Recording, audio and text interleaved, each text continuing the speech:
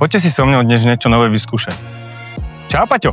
Čau, Marek. Ako sa máš? Výborne, čo to budeme robiť? Dnes si zahrám inline hokej. Máš pre mňa veci? Nech sa páči. Díky. Hokejka, prilba a môžeme ísť na to. Poďme.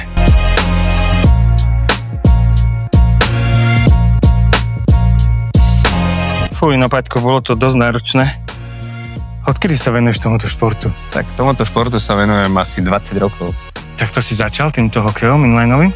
Nie, vieš čo, keď som mal asi 5 rokov, začal som hrávať ľadový hokej. Som hrával nejakých 20 rokov.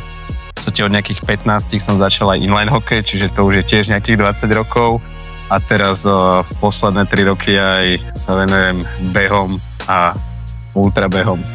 Ultrabehom? Wow, ako je dlhý ultrabeh? Napríklad, že akú má dĺžku trate? Tak je rôzna, je všetko od 42, čo je maratón, vyššie je ultra, čiže 50, 60, 70, 100, sú aj 200, aj 300 a máš aj 1000, ale... Wow, a koľko si ich už zvládol? Z ultrabehu zatiaľ iba jeden, 82 km, minulý rok a 3000 prevýšenie, ale na budúci rok mám cieľ dať 100.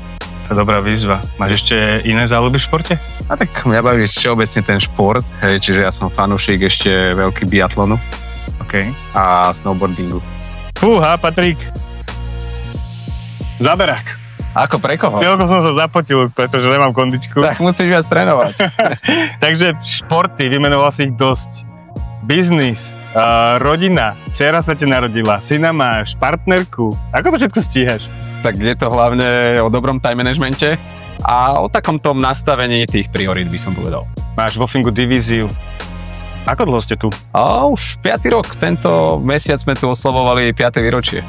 Ako sa vám spolupracuje so spoločnosťou Fingo? Tak nadmieru. Na základe toho, že dôvodom, alebo teda hlavným dôvodom, prečo som tu aj ja, že moji ľudia sú spokojní a to mi dáva ako keby priestor na ten rast a budovanie ďalšieho biznisu. Spomenul si time management, veľa ľudí to rieši. Máš nejakú radu pre ostatných, že ako to celé naplánovať alebo zrealizovať? Mám, akože veľmi dôležité je v tom time managemente prioritizovať veci.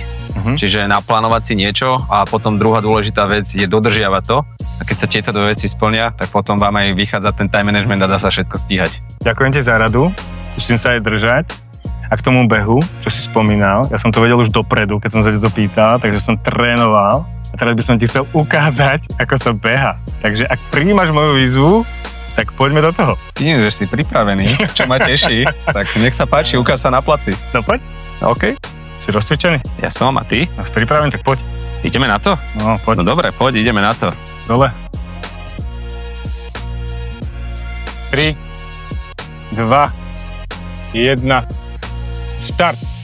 Ty si ani nevíš štart.